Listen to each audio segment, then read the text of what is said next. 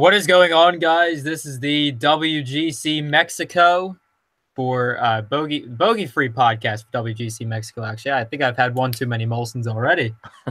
This is your host, Evan Cheney, today joined by Matt, Jimmy, and our special guest, Roger. How you doing today, Roger? What's up, man? Hey, thanks for having me, guys. Dude, it's a pleasure. Hey, Evan, can you do me a favor real quick? Can you pronounce the name of the golf course? You know what? I am already ready to take my L on that. Really? Because I'm ready to give it a shot. I feel like I've got it. Go ahead. Chapultepec. Nailed it. But I'm gonna run that into the Google Translate. I feel like it should be like a new item on the Taco Bell menu, actually. Oh God. Speaking of Taco Bell, they have fries now. So, by the way, this is DFS Jimmy at DFS Jimmy. You can follow Evan at Evan Chain at eChaney17, and you can follow Matt at Matt Jones TFR. Just to get that in there real quick. Yeah. And of course, I forgot about that. And of course, Roger at DRogerKC and Fire Daily Sports and all that good stuff. I retweeted your chart before there over at Fire Daily. If you want to quickly maybe just throw a plug in for that too, Raj. Yeah, sure. Basically, so those of you who have known me for a while in this industry know that I tend to have a little bit of a bent against overuse of stats or improper use of stats. So a number of us spent a very, very long time developing a stat tool that we thought would be appropriate, contextualized, and useful, about as close as we could get it to where we were happy with what we were producing as being actually informative, as opposed to just kind of being noisy. And so, yeah, we sort of created a way to take a moving average and confidence intervals, trying to use a combination of both a little bit of course history plus recent form to really take a look at what our expectations should be for each individual player. It's broken out, with results for the last 20 events by player, as well as tee to green, off the green, or off the tee, approach, around the green, putting. And then we look at it not only just in terms of recent form, but round by round, and a number of other statistics that go into it. So it is a truly kind of comprehensive tool that we've developed for Fire DFS that I think is going to be a really different and new way to look at this that is to my satisfaction. So that's the way I would describe it. But it's free up until Augusta, and we're planning to paywall it, but who knows? Maybe we'll extend that out. We don't know yet. But right now, it is free for use at firedfs.com/fire-charts-beta. So if you register, you can get a free account. Check it out. Yeah, for sure. It's been cool to play around with it a little bit. I know you guys sent me that link. You and Wedge were, talking to me about it a little bit, and it's definitely a cool way to just sort of see what you think. Like when you tweeted out the thing for Justin Thomas scoring so well, and then you can also sort of like test narratives and stuff like that. So it's definitely a useful tool that I've been rolling into some of my research. So appreciate that, and appreciate you coming on. Thank you. I appreciate you guys having me.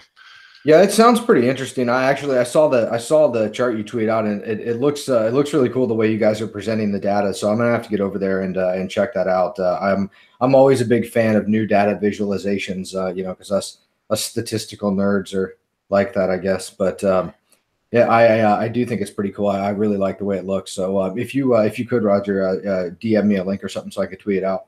Yeah, absolutely. Well, I'd be happy to. Yeah, this is I was doing a bunch of baseball stuff. I was putting stuff into a spreadsheet. This is much more pleasant to look at than it's I'll give you that. We're still working on ways to get it better situated into the site. None of us are very web dev heavy people, but one thing we really do like is just that it does seem to be simple to use and reasonably simple to understand, especially with the tutorials to the right, so that you understand, hey, look, not all of these events are created equal. Not all of these stats are created equal. But if we can give you a good picture of what a guy's performance really looks like over time, you can.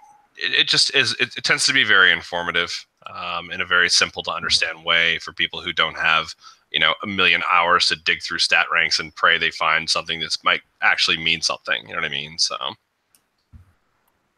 Absolutely. Yeah.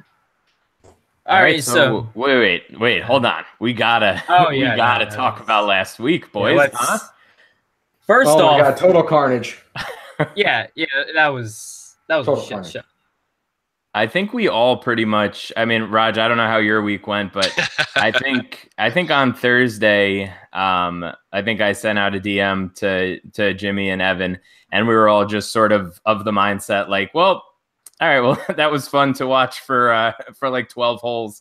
Now let's either move on to the weekend or move on to another sport for the weekend. Yeah, I think I told you I was banning the word golf until tonight. Yeah. How about I just read you my cash line? Okay, so I had Tommy Fleetwood, Chesson Hadley, Martin Keimer, Alex Noren, Ian Poulter, and Bernd Wiesberger. Yeah. So the old 2 of 6 magic and with a withdrawal after the first. I mean, I had like 60 to 65% Keimer, so it was pretty ugly. My week was over in a hurry, and I think the other guy that I had really heavy exposure to was Palmer, and he missed the cut. So like any prayer that I had of like a hedge lineup making it from Keimer died on Saturday, or Friday. So it was. Listen, I've been on a skid for 2 weeks, and somebody else on this podcast has quietly been very, very hot. So it's time to turn it around. I'm ready to get into this week and to get into some south of the border situations. But quick props on the JT call to Matt, and again, quietly dominating the one and done, quietly going from like the guy that jinxes people on the podcast to picking winners. So let's see if we could see if I can repeat. Are you going to get us into Chapultepec? Yeah, I mean, I could get some Chapultepec going right now. This is one of those ones where it's like one of those weeks where I'm just sort of like, I kind of hate it because I mean, we have, I think 76 guys played here last year. So we don't really have like a ton. Like you can make some assumptions, right? You can sort of look at the course and try and figure some things out. But I am a big fan of large sample sizes, or at least as large as they can get in golf. And it's not a conducive week to that. We're looking at Chapultepec, like you guys mentioned, a par 71 that plays around 7,300 yards. POA greens, and I mean, for my money, I'm just really targeting a lot of approach stuff, ball striking, and that's kind of it. I mean, it's at crazy elevation. Like the distance will sort of be, I don't know. I guess Jimmy, you could speak a little bit to this if you want, but it's sort of enough of elevation that you don't even really. It doesn't even matter if you're like Francesco. Like he's still gonna probably like. He'll bomb it like 320 every once in a while here. No, distance doesn't matter at all. Yeah. No, I dug into this one a little bit from like a Cran. So the other course with elevation that's played a lot on the European Tour is Cran-sur-Sierre in the Swiss Alps, and Sergio actually has a house there and lives there like, I don't know, 2/3 of the time, 1/3 of the time. So he's familiar. So I think as we get into it, he makes an interesting bounce back play. But they do play quite a bit at elevation on the European Tour. So it was an interesting thing to look at. And really, it's all scoring average. They're birdie fest. Driving distance doesn't matter. Driving accuracy doesn't really even matter. It's all putting, and it's all green in regulation, and it's all scoring. So really, these guys can get around this track a whole bunch of different ways. There's a lot of risk reward because that you can. I mean, like DJ could go around this course without a driver and reach every par 5 and 2, I bet. So I mean, there's just so many different ways this course breaks down that I really think everybody's in play. I don't mean to break your flow. I would actually submit to you that while driving distance may not be the actual, variable that will win guys, but you don't get DJ, Rahm, Peters, Thomas, and the guys you have in the top 10 here if distance doesn't help. No, for sure. It's a differentiator, but you don't have to have it to be successful here is I guess, the main point. I mean, I guess you can prioritize bombers if you want. I'm not really. I'm trying to prioritize talent, I guess, and scoring averages. Mainly strokes gained approach is what I'm going to be looking at this week. That's all. And putting, these greens are kind of weird. So Paula putting gets a huge bump for me. So like DJ is the big favorite, and like for a very, very good reason.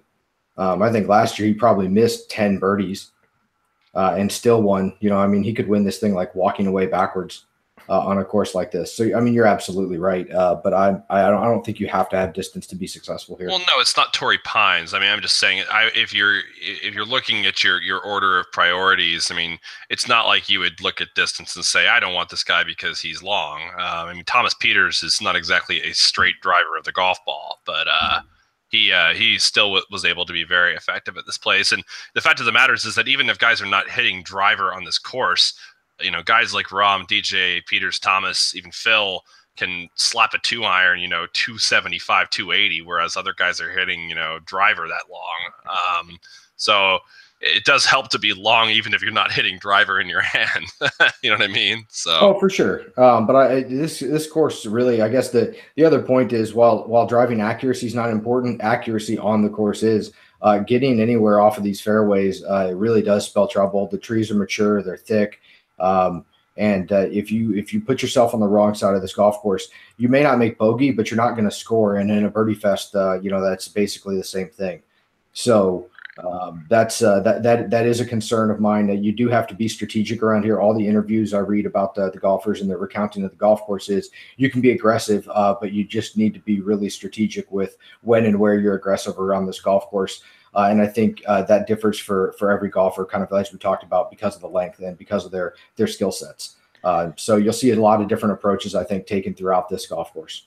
Yeah, and I think I'm pretty sure that this is, if I'm not mistaken, we're going to hear the term city center quite a bit when they're talking about reading the greens, because I'm almost positive that it was this tournament last year where every 5 seconds they were talking about how the greens, even if they look like they're going one way, sort of just break towards Mexico City, like no matter what it looks like. So I may just be like completely drunkenly misremembering that, but I'm pretty sure that this was the time. So that's that. I mean, WGC Mexico would make sense. There you go. If things broke to Mexico City.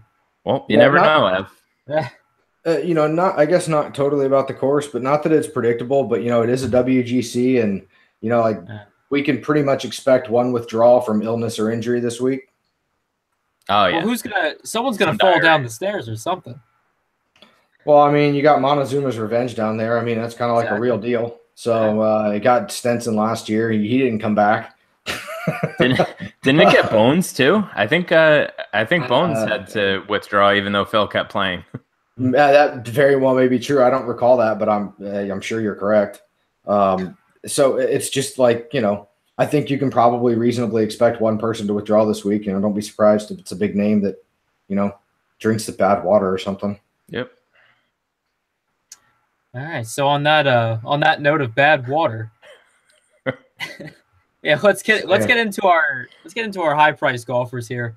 We have our 10K and up guys. We have DJ, Justin Thomas, Rahm, Spieth, Fleetwood. Roger, I'll go over to you first. Who are you going to be on in this range here? You know, who are you going to be overweight and underweight? Are we talking 10K plus? Yeah.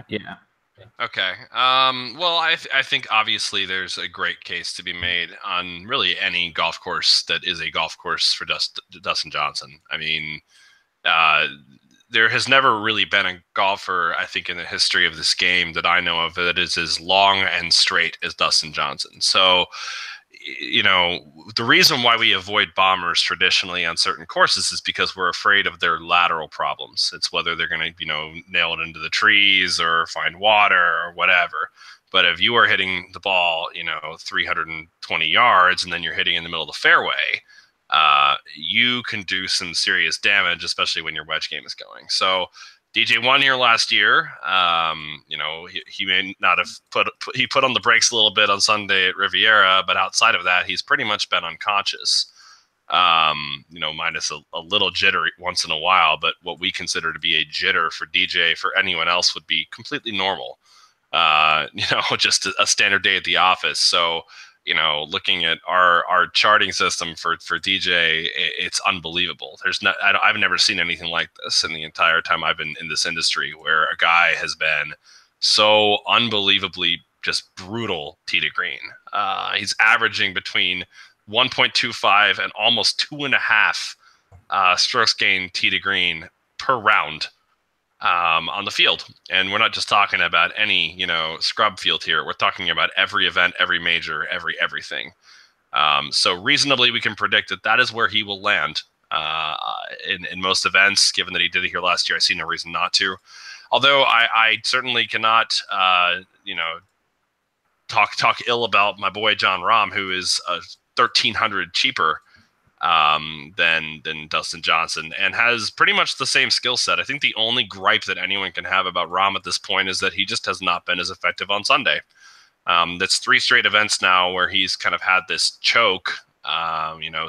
He shot 77, 72, and 76 in his last 3 Sundays, despite being in contention pretty much in all 3, which is really disappointing for a guy who has been just murdering the golf ball for the first 2 rounds. But nevertheless, I'll take 3 good rounds and a top 10 finish out of Jon Rahm all day long. And he's had a nice little layoff here.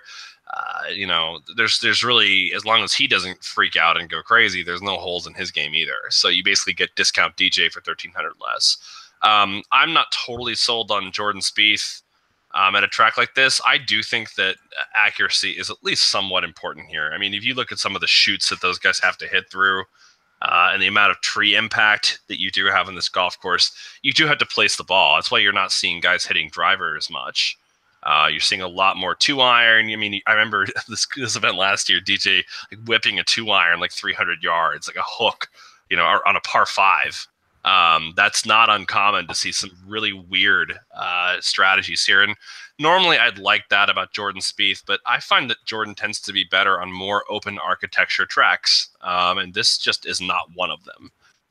So I think I probably put in the fade on Spieth, but you can make a good case for all of these guys. I mean, JT obviously really impressive win at the Honda in terrible conditions, really maturing as a golfer. Fleetwood, I mean, they are all just animals. But if I have to bring it down to 2 guys, it's DJ and Rahm. Jimmy? Yeah, I mean, I don't disagree with any of it. It's hard to like ignore any of these guys, especially when you start to take ownership into consideration at WGC. And we have a really small sample size in course history. I think it's easy to fall into the trap that this course will play the same this year as it did last year. While I expect the same thing to occur, I do expect the course to play very similar. I've looked at the weather historically here from last year to this year. They've gotten relatively the same amount of rain. I don't think it should play like any firmer or any softer just because of, conditions on the ground. So I do expect the course to play the same, but I don't know if, depending on how many lineups I do, I don't know how much exposure I'm going to have. You're going to have to make decisions because I think all the ownership is going to be fairly flat amongst these 4 guys. But I think if I have to pick somebody, it's Rahm. He probably goes a little bit lower owned than DJ, and I think he possesses the exact same skill set. And then it's Fleetwood for me. He's probably going to be the highest owned golfer here, but I think Fleetwood Phil is probably going to be your highest stack in cash and games like that, just publicly. Because it fits, but I like Fleetwood a lot. I don't know, man. Fleetwood Ricky stack is pretty cool because Ricky's going to go way under owned, I think. And last year he quietly gained a lot of strokes approach here, but kind of lost it on the greens. And when you read some of the player interviews about this course, the greens are quite tricky. So I do expect the overall scoring to improve this year for the guys that it's their second time around on these greens. So I think 14 under won it last year. I think it'll probably be like a 17 under or an 18 under that wins it this year. So if a guy like Ricky was comfortable here off the tee and into the greens, I could see him bouncing back and being a nice GPP play because it's really hard to pull the trigger on Ricky with everybody else around him there. Yeah, for sure. Yeah, I mean, I guess you guys kind of took everything, so I don't really have much. You can really make a case for any of these guys, like even Spieth. Spieth holds the course record here, 63 last year. Right. So yeah. I mean, there's pick a guy, and there's a great reason. You can't fault anybody for playing any one of these guys or taking any sort of aggressive stance.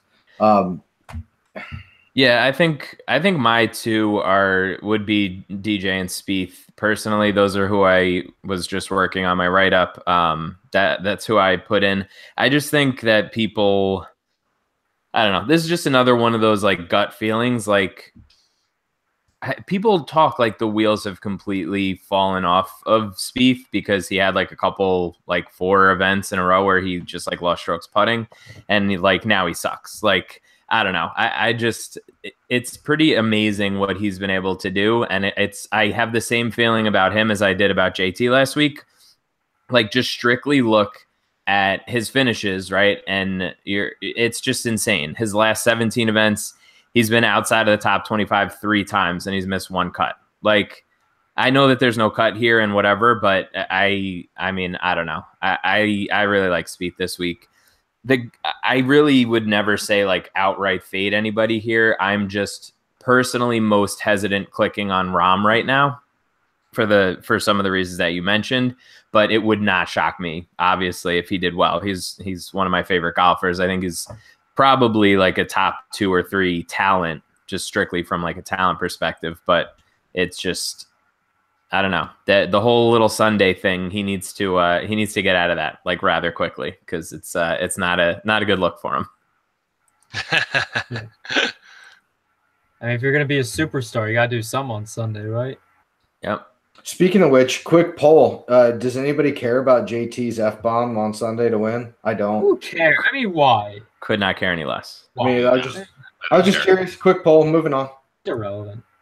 Well, did you see my retweet of the PGA Tour media? Like everybody shit on JT for being such an asshole, and it's like, all right, like whatever that whole situation was with the guy getting kicked out, like he explained it. If you go to his Twitter, you could see what happened. Whatever. And then it's like the kid, you know, an hour and a half after the tournament ended, he's still there signing autographs. Like, give me a break. He's a fiery kid, and he got a little caught up in a moment. Like, deal with it. Like, it's okay. Just stop. Yeah. Anyway, like I said, moving on. I was just curious. Wanted to get a quick take, see if anybody really cared. I don't. We will not besmirch JT on this podcast. All right. This is a JT. Justin Lewis. Justin Lewis Thomas. It's the middle. You got the middle name narrative going. I know. I gotta see who the middle name, who's gonna get the middle name treatment this week. What's Xander's middle name? I don't know, but I'm sure it's fire. Like Xander Schauffele, like you need to have a dope middle name for that being your regular name. I'll get there. We'll get to him when we get to him. I'm gonna look that up and be ready. It's Victor.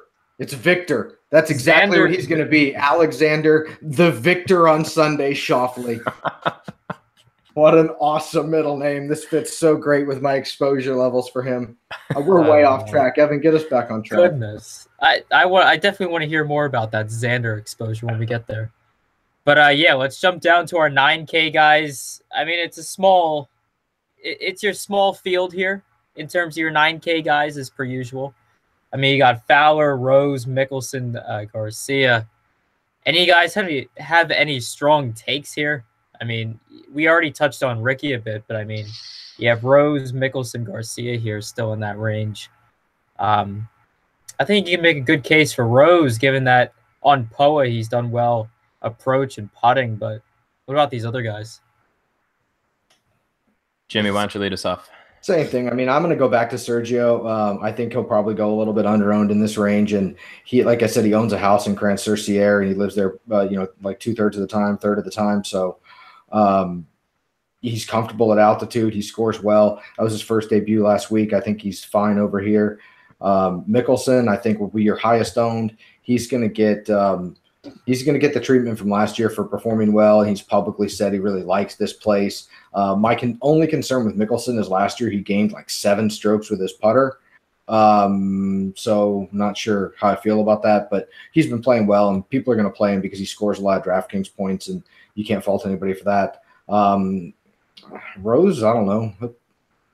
Rose I never have a strong feeling about Rose, so I'm probably a terrible person to make any assessment about him, but he tends to show up in big events, and I wouldn't be surprised if he top fives it. Yeah, I mean, he won the last WGC, right? In China. Big comeback against DJ. You think DJ is going to be a little shook this week, seeing Justin Rose walk onto the tee? I'm not sure that anything makes DJ shook. He's not aware of people around him. Okay, True. Doesn't really have that capacity. He's like, fuck, there's other golfers here? Who knew? Other people. I had no idea. One thing of note, though, with Rose, I mean, he absolutely shat the bed here last year. He lost 2 strokes putting. I think that was because of the water, though, right? Oh, you mean like figuratively? Yeah. And then he... No, that was Stenson that actually shit the bed. It took me a second to figure that one out. And then he lost 6.4 strokes approach. That's not good. That is extremely worrisome on a course where approach is like a very important stat. Yeah, like I said, Rose never does it for me, so I never really like have any strong take on him. But somebody can play him, and I wouldn't think that I wouldn't like call them. I wouldn't think it's a bad play. I just never like find myself there. What about you, Raj? What do you got in this range? Yeah, I'm playing Justin Rose. So yeah, and that's like I said, that's fine. It never happens. It never does it for me, and I'm probably wrong, and we'll lose money again. Again, back to the chart system here. Just looking through, Rose had a nice little downswing there mid-season last season, tee to green, but since that time, his moving average has just busted through. I mean, he's gaining an average of about 1 to almost 2 strokes tee to green per round. And a lot of that has been, he is a little bit better off the tee than he is with his irons, but his iron game is still putting him between, he's not losing strokes on approach as a matter of confidence interval. And the moving average has been very, very good. And you can take, we have a sample size of exactly one event for this, for this course. And I don't think I'm going to hold that against Rose too much. Yeah, but, that goes back to my point earlier. Like, we can't get too caught up in last year because, like, Justin Rose could easily come out and perform extremely well and have no bearing from last year's sample. Well, and we have a lot of evidence this year that he's probably going to do just that. I mean, He's really lit it up so far. So I have nothing to argue about there. If you're really looking for the cute play, though, I think Fowler's kind of the cute play here. I think people make a lot of ado about a really shitty performance at the Honda last week, but carnage. To be fair, it was a totally different Honda than the one he won the year before. The year before was nice, calm conditions, shoots 12 under, takes it down. This last year was just brutal, windy, nasty conditions. And, we tend to like to give Fowler kind of credit for being a grindier golfer. But in my experience, that tends to be on tough courses, but with good conditions. There is a difference between guys who just gut it out, like a Tommy Fleetwood, no matter what you throw at them, or, seemingly it looks like Justin Thomas more and more, or whatever, as they get, more and more mature, Dustin Johnson even. But I think Ricky tends to be the guy who prevails and tougher tracks, but when conditions are nice. And here I don't think we're going to see as much of the nastier conditions causing him problems. So if you really want to get cute, that's the cute play. But yeah, you can make a decent argument for any of these guys. I think you get good value out of Phil or Sergio here. A little disheartened by Sergio kind of not putting it together over the weekend at Honda when the conditions really got easier. You and me both, brother. Well, I really would have thought he would have come out there. So that it's not a good look on him. I mean, I would have liked to have seen him play better. I don't think it gives me that much pause on the possibility of playing him. I mean, for what it's worth, he still gained, 1.5 tee to green at the Honda per round. So he's okay. I think he'll be just fine. If anything, the only reason he didn't gain more than that is that he lost about half a stroke per round off the tee. But he gained 1.75 per round on approach, so that's pretty good. And of course, classic Sergio, he's lost strokes putting his last 6 consecutive tournaments, at least that we have tracked, on PGA. So for what it's worth, I think that Sergio is probably a pretty steady, good bet here. But this whole range is stacked. I'm kind of living in this 9K range for a lot of my exposure this week. Yeah, I think that's I'm kind of with you there too. I think in GPPs, I'm going to put Phil with Ricky quite a bit.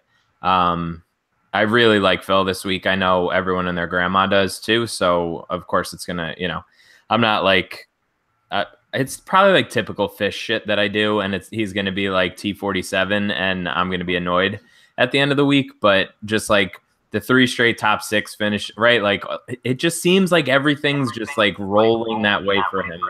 So I don't know. I guess we'll see. But I'm definitely interested in a lot of these 8K guys as well. Mm-hmm. Breaking news: DraftKings just dropped Masters tournament first contest, $20 millionaire maker, 205.8 thousand people. Nice.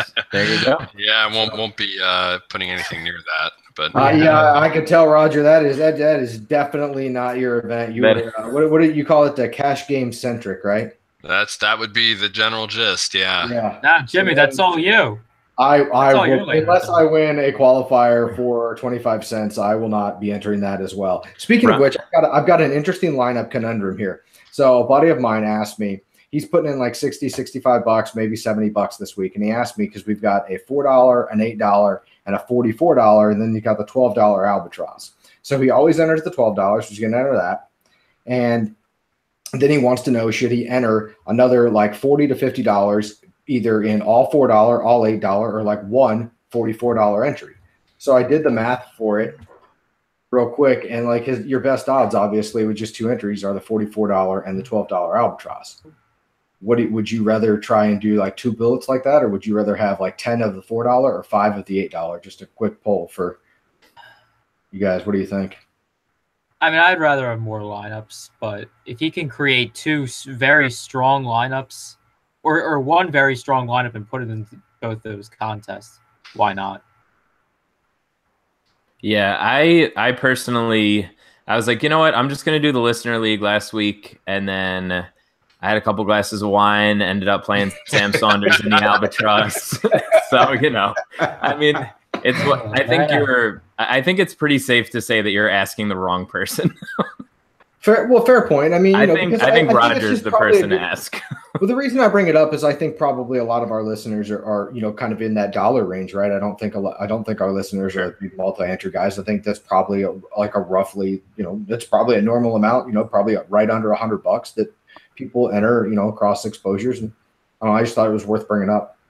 Yeah, last week I was on vacation from teaching, so it was just one of those things where I was doing a million different things, running around doing stuff, and just didn't get a chance to sit down and build my usual 20 lineups. So I just sort of stuck with that. But Raj, I would be curious to hear your take on that, sort of deciding between those choices. Well, I mean, obviously, I'd have to preface it by saying that I would be rolling 80% cash here, so to back it up off that and make sure your roll is high enough for that whatever $44 you got going to be buoyed by a nice little $100 and something cash spend to balance it out. But all things equal, it really depends on the size of the contest. I mean, yes, it can be nice to have more lineups, and it does tend to be more effective when you can cover more squares, especially if you're playing a really core aggressive strategy, which is what we tend to do. I mean, I will roll probably this week. I'll probably roll three guys at least 100% in GPP. Like, without question. I don't care if they withdraw. I don't care if they miss a cut. Well, there is no cut, but I don't care what happens to them. I don't care if they die. That is a strong take, sir. if they contend, or I care if they die. I love them, but if they contend or win or finish dead fucking last, I'd rather have all of them than none of them at all. But I agree 100% with that. With your 100%, you could make a really interesting argument, though, that at the same time that the reduced field size does up your odds with a more conservative strategy in the larger entry GPPs in terms of the dollar amount. So it's kind of a balancing act. I would say on a week like this with no cut, though, where your selection edge is a little bit diminished as compared to one where you feel like you're going to be able to roll a more conservative strategy that rewards post-cut action.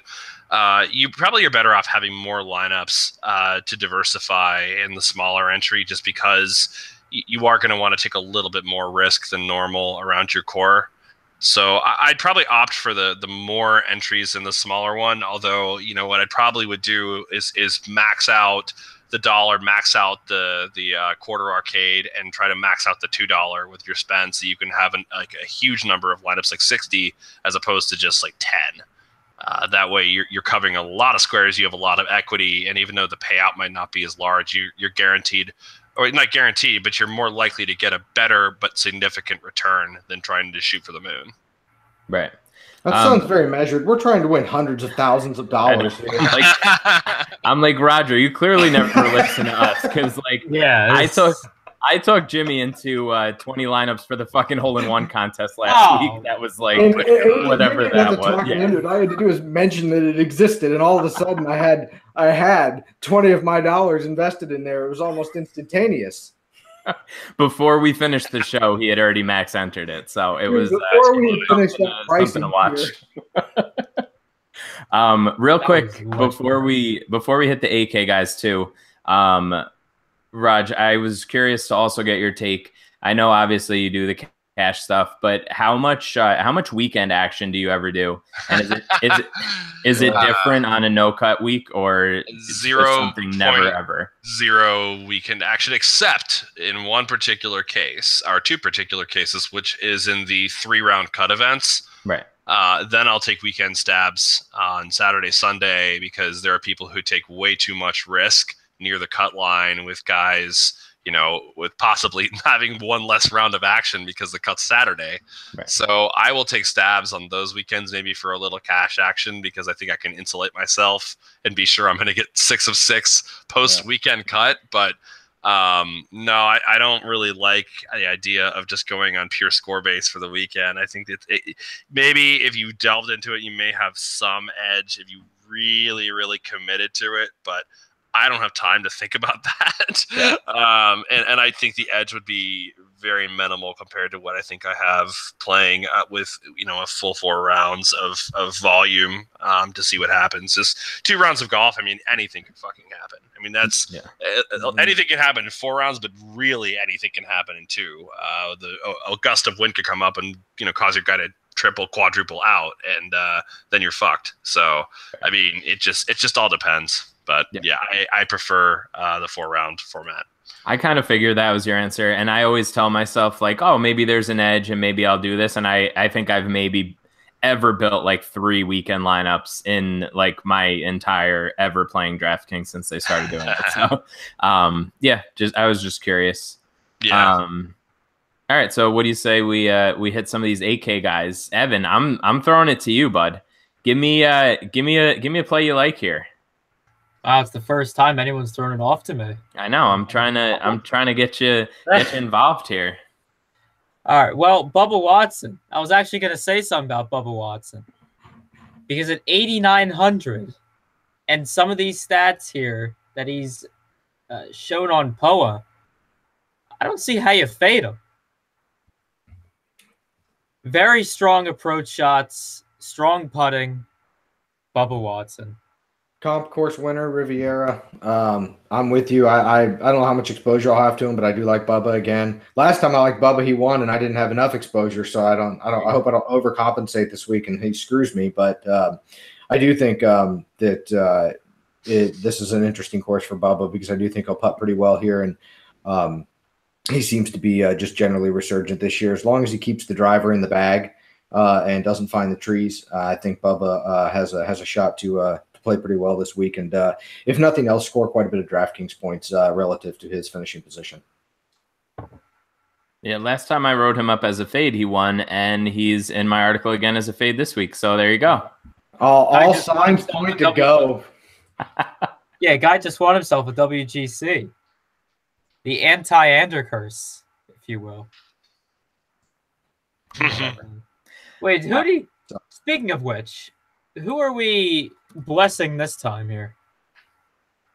Or who is I'm not sure who got Ander cursed this week. Let's see, maybe Justin Hadley. No, that was last week. Yeah, that was last week. Oh, this week. Okay. Yeah. Trying to find out. If I had to guess, I would say maybe like a Rose or a Fowler would be Ander cursed. It's Ricky. Is it? Because 12 hours ago, Tim Anderson tweeted, Ricky will 100 be celebrating a WGC on Sunday night.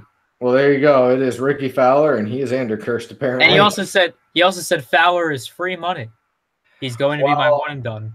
Ricky is no longer Tricky Ricky, and I'll probably have very little exposure, if any at all. Thanks, Yeah. Tim.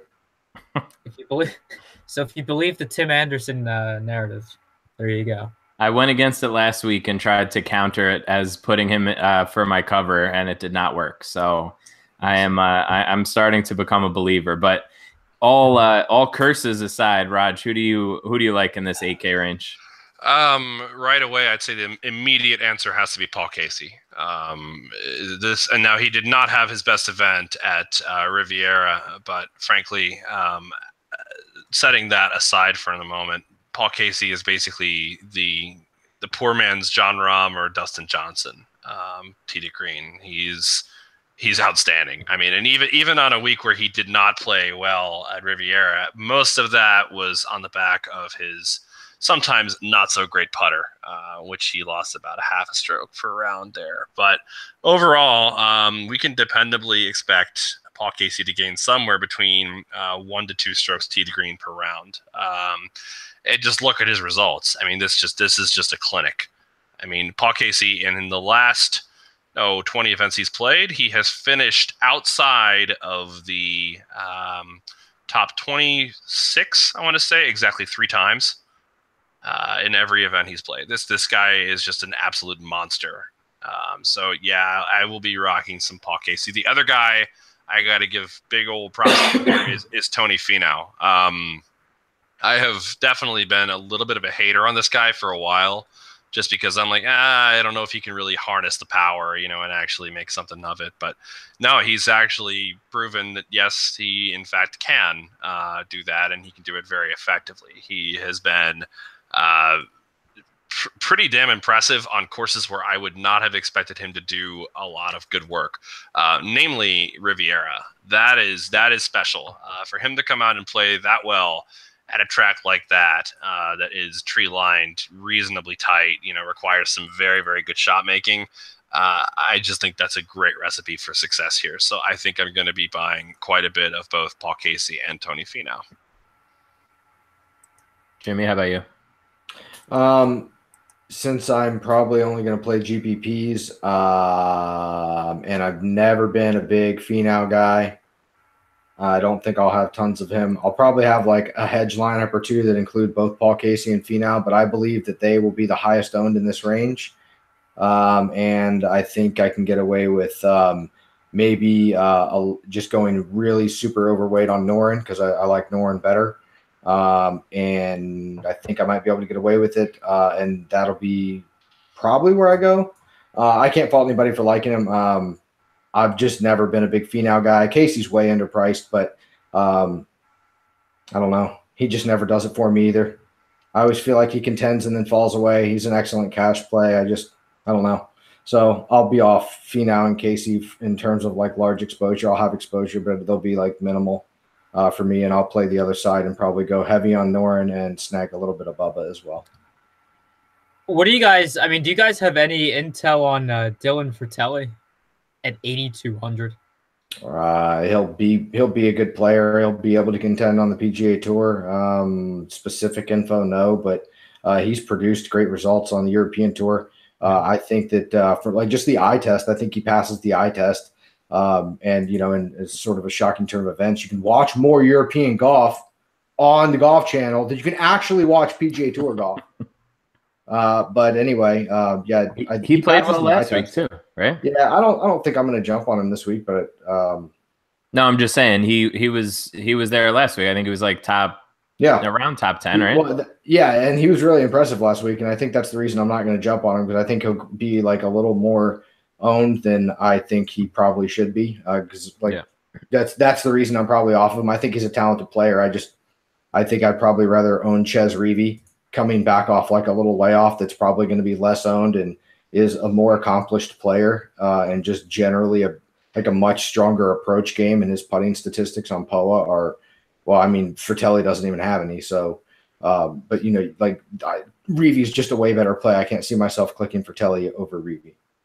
All right, I need a smarter person than me, so any of the three of you, to to talk me out of Ross Fisher, because I'm a sucker for this guy, and I don't know why. I think it's because he did well at the match play last year, and I watched him like hole out and like just do like unbelievable things. I'm pretty sure it was the match play. He But got super hot this time of year last year, and then he kind of fell back to like regular Ross Fisher. So I don't know.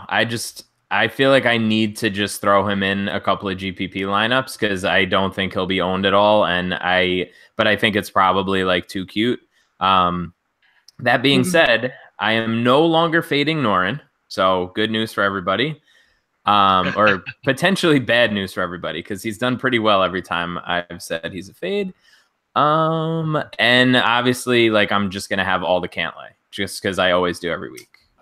Yeah, I love the hell out of Patrick Cantlay. Patrick Cantlay's really good. He's another guy I like in that range too. Yeah, I think it kind of goes without saying. I don't know how much. I never know how much I'm ever gonna play Cantlay, but I always feel like I like him, and then I don't ever play enough of him, and I'm not sure why that is. I mean, I think his scrambling always seems to concern me to a degree, and I end up talking myself out of him for like a biased reason against that. Yeah, I mean, it's just one of those things. Like, I think he's up to 18 straight made cuts now.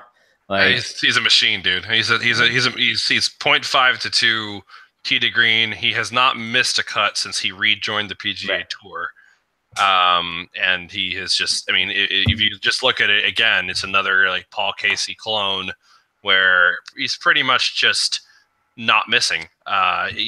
Jimmy, you are correct. I mean, his scrambling is kind of weak point, but it's not brutally bad. It's not like he's averaging lost strokes around the green. I think I like overweighted as a bias because I've just thought about him as that type of player for so long. But, I need to get over it and start rostering him more. I mean, off the tee, it's half to one shot off the tee per round. With his irons, it's anywhere between 0 and 1 per round, and he's actually a pretty decent putter. He's had a couple bad putting performances, but overall, it's nothing to be, unhappy about. But one thing I think is fun with Cantlay in general is that if you look, we compile one interesting metric we call strokes gained first 2 rounds, which is kind of our pre-cut analysis of how guys tend to play against the cut line, because it gives you a really good way of measuring their performance relative to the field, since the cut line is obviously defined by field performance. Patrick Cantlay, minus exactly one event where he still managed to make the cut because there was no cut, has been positive in the first 2 rounds against the field, literally every event he's played in, minus the Tour Championship last year, which is just absolutely ridiculous. There are very few golfers that you can find, period, even like the elites, who have that going for them. So I like him quite a bit. Yeah, I think I just looked it up. He did, excuse me, he's hit the DK, finish position. I guess that's top 30 in 11 of his 18 starts since he came back, and he's made every cut. So, I will never not play that guy whenever he's in the field. So for one thing I'll say, Matt, if you're looking for a good reason to not play Ross Fisher, I mean, really, the main reason would be why not play Kevin Chappell or Ches Reavie right below him. I mean, Kevin Chappell, I am not the biggest Kevin Chappell fan. I mean, I can guarantee you that. I really do not like highly variant golfers. They tend to bother me. But Kevin Chappell, over his last 5-6 events, has been anything but variant. In fact, he's been very impressive. And a lot of that has been just straight up tee to green baller, between 0 and 2 shots gained tee to green. And a huge amount of that is with his off the tee game, which has just been outstanding. Yeah. He's also scrambling way better than he used to, which was a big problem for him before, or at least not a very consistent part of his game. Guy is never going to be a good putter.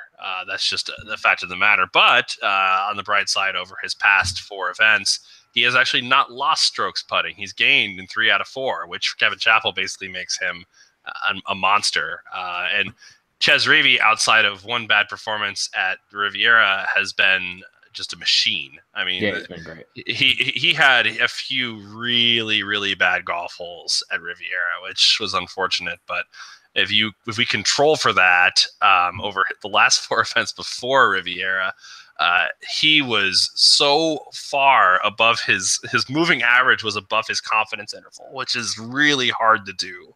His confidence interval is between about 0 and 1.25 tee to green, and he had gained somewhere on the order of 2.5, between like 2 and 3 to 3.5 strokes gained tee to green over his last 4 events before Riviera, where he had just a number of blow-ups, and he still gained strokes off the tee at Riviera, even with a bit of a regression on his around the green and approach game. But the moving average still puts him tee to green above his confidence interval, which makes this guy just basically hot fire right now. Like there's nothing to dislike here. I like it. All right, I won't play any Fisher. So, you guys you're getting it. If Fisher ends up winning this fucking thing, you guys are getting the wrath. Hedge it and make a little win bet on him. I mean, why not? All right. You're too logical, Roger. Like I can't. I'm too. Like, I can't. Definitely I don't tempting him to spend more money. I know. I'm like shit. Now I got to put down all these win bets. I got to figure out this. Throw like $5 on it. If he wins, then hooray! Good job. You nailed it. But if he doesn't, then you don't give a shit. Yeah. We gotta hit a couple of them quick here. We're behind schedule in like a 75-man field. Yeah, let's dive into our 7K guys here. I mean, just Jimmy, I'll send it to you first. I mean, just what 7K guys are you looking at here? I gave it away earlier. It's Xander Schauffele. I will be 100% exposed to Xander Schauffele. I don't know how many lineups I will enter, but he will be in every single one of them. He won the Tour Championship last year. He is, Justin Thomas won the actual cup, but he won the tournament, the final tournament. He's not scared of the big competition.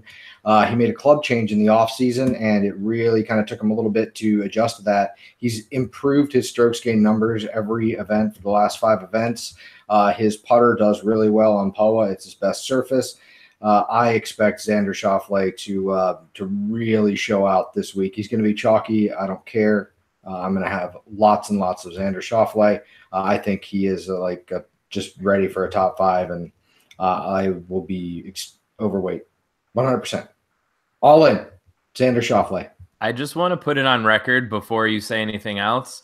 People are going to think that I just copied you, but I'm reading from my article right now. He proved he can compete with the best down the stretch at the Tour Championship, and this weekend should be no different. I wrote that before you said that, what you just said, so I just want that on record because I'm fully in on Xander also. He might be like 70 to 100-ish%. Just don't the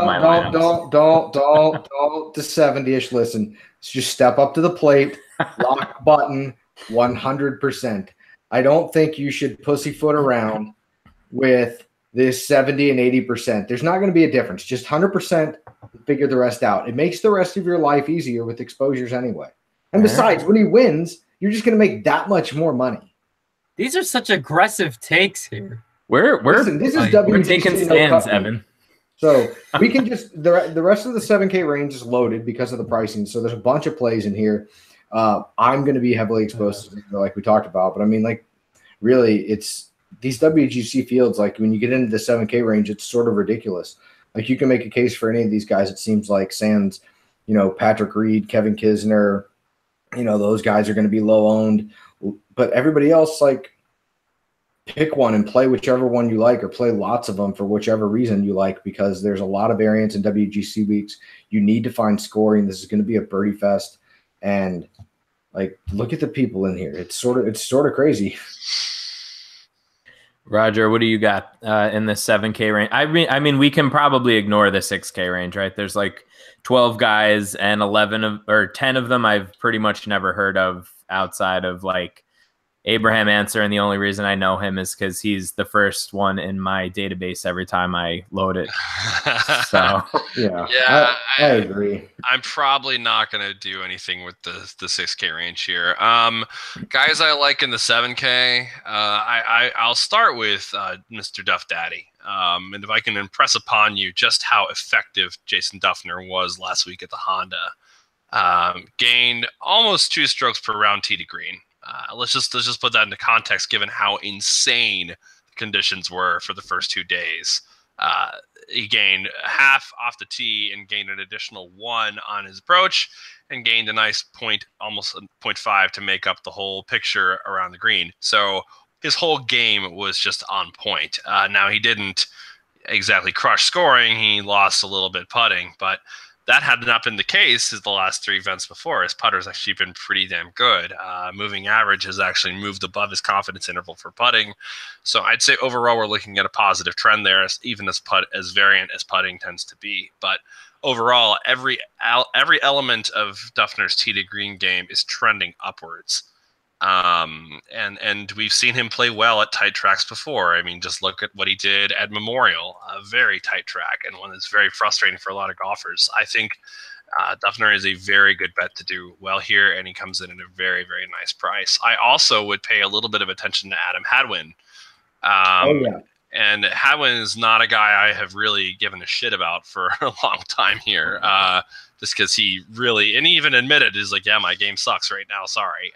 That pretty much was the story after, right around, I want to say midsummer last year with the U.S. Open and that time, and he just lost it. He completely lost it. But numbers suggest that he's figuring it out.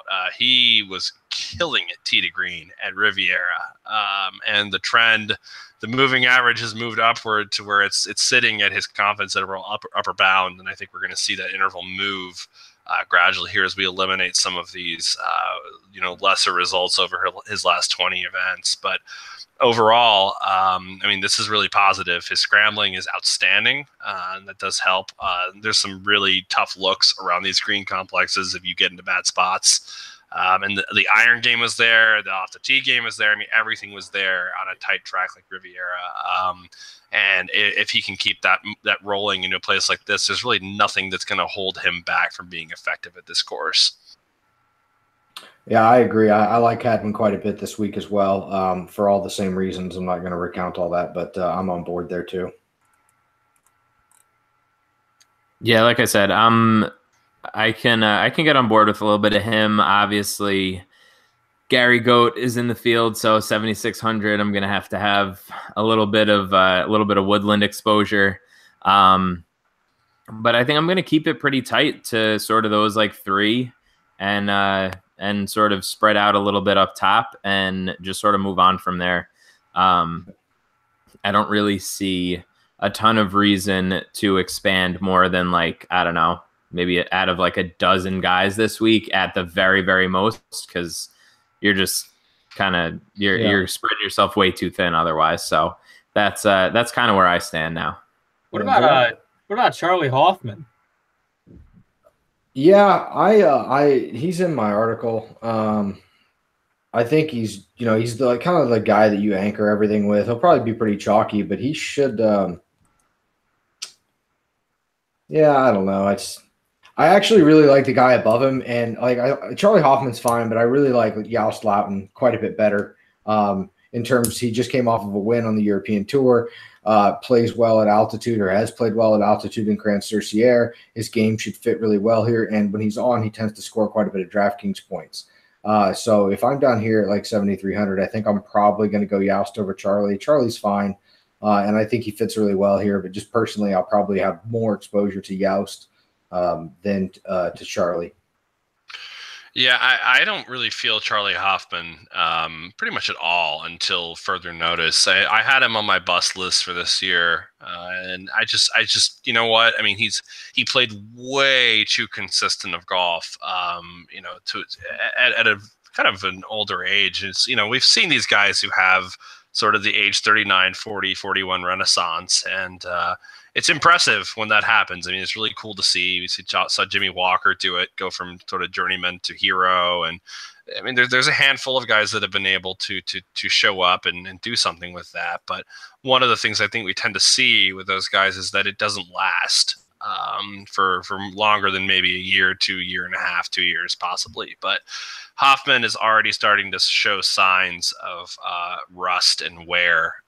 If we look last year over the course of, his unbelievable run where he was just crushing it. I mean, over and over and over again, he was unstoppable. And he looked like he was going to move that along, played really well in Tiger's event, the hero. But then his last 4 have been just kind of, on life support a little bit here, which is not good. The tee to green numbers are trending downward, particularly the iron game, which is really, really bad. He's generally a good off the tee player, but his iron game, especially at Pebble, was a disaster on both rounds at Pebble. And, I just don't have a lot of confidence here. He could show up and really make me look like an asshole, but overall, this is a bad spot. This is a bad spot we're finding Charlie in, and I don't trust him right now. Yeah. One more guy I kind of want to mention in this range is Kyle Stanley. I mean, I know he's not like extremely exciting to watch, but he's not terrible. No, you could play Kyle Stanley. Wow. Stamp of approval. The analysis was nailed there. The Evan stamp of approval. He's not terrible. That's my brand here, Not terrible. It's just good enough to win a GPP. Yeah. If you're looking for a mediocrity. Well, the problem with Kyle Stanley is that we all know he's probably one of the worst putters on tour, pound for pound. He's sitting between 0 and -1 per round on average, which is not good. The problem with Kyle Stanley lately is that his tee to green game has also gone to shit. We have his moving average running below his confidence interval, which is really bad news bears in general. And still playing well off the tee, still hitting it down the fairway. That's great. It's his approach game and his scrambling, which have been god awful. In fact, he's lost around 1 to 1.5 around the greens over his last 3 events, which is just terrible. That's like Hudson Swafford levels, And then the iron game has been okay, and I don't know, but if he's got wedge problems, he got some chip yips. I mean, you don't want to mess with that. His tee to green overall, like I said, for the last 5 events is actually trending under his moving average, and that is just really a huge red flag in general. So anyway, I don't know if you want to take some cracks on it to see if he recovers form. I mean, maybe he will, but it has not been very good for him over the last 3 to 4 events. Yeah, the only other 2 guys that I really am going to have any significant exposure to, I'm going to be pretty heavy on Rafa. I've seen him just on watching some golf on TV. He just seems to be just in great scoring position, and his approach game indicates he's in great scoring position. Just hasn't converted maybe as many looks, but still scoring some eagles. Where other guys aren't, and his birdie rate's still pretty good. He just seems to be not converting some pars on the weekends that take him out of contention for some mediocre finishes. I like Rafa this week from a scoring perspective. I think if he continues that hot iron play in his approach game, he'll be in he'll have some great scoring opportunities this week. And Patton Kizzire is the other one. A week ago and 2 weeks ago, we all loved Patton Kizzire, and then he kind of got bit by the curse of the Tiger pairing last week. So I don't see any reason not to go back to Patton Kizzire, who's I think still to this season, he's the only 2-time winner this season on tour. So we know the guy can win. We know he's hot, good wedge game, and great putter. So I like Patton as well at 7,400. Great. So who wants to update the one and done standings? Anybody? Oh, I don't even have that pulled up because it's bad for me. So I don't really care. That must be kind of tough, huh? So Jimmy, you're bringing up the rear with just a smidge over $500,000. Whoo! At least Sergio didn't bust for me. Mr. E. Cheney here at about 700K, and your boy at 1.8 mil. First winner, I think, right? Yeah. First winner out of the 3 of us. So there we go. That's good news. We're trending in the right direction. So I get to go last this week. So who's Evan? Who you got for one and done? I mean, if it's not Yusaku Miyazoto, I don't know who it is. No, in all seriousness, I mean, definitely a few guys you could put in there. I think Paul Casey. That's where I was going to go. Put there this week. Jimmy. Okay. Oh, I'm going Xander. Okay. Figures. Ah, shit. I mean, I feel like I can't. I don't know. I was going to go Casey. Big boy, and I think Xander can do it. So I was thinking Casey because he always seems to do well at WGCs, and he doesn't play a ton on the PGA. So I figure it would be a good place to burn him. So I don't know. I may change it just for differentiation's sake, but that's who I was leaning towards.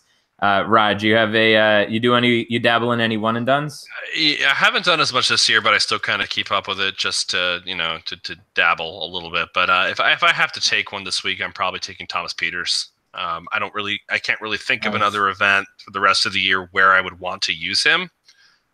He was effective here last year. He was effective last week at Honda, which was good. Normally, he's more effective than he was at Riviera, but we can always chalk that up to one bad round. Right. So, I think I like Thomas Peters a fair amount for a good one-and-done play here. You're not going to see him that much more on the PGA Tour. So, blow one while you can. Yep. That's what and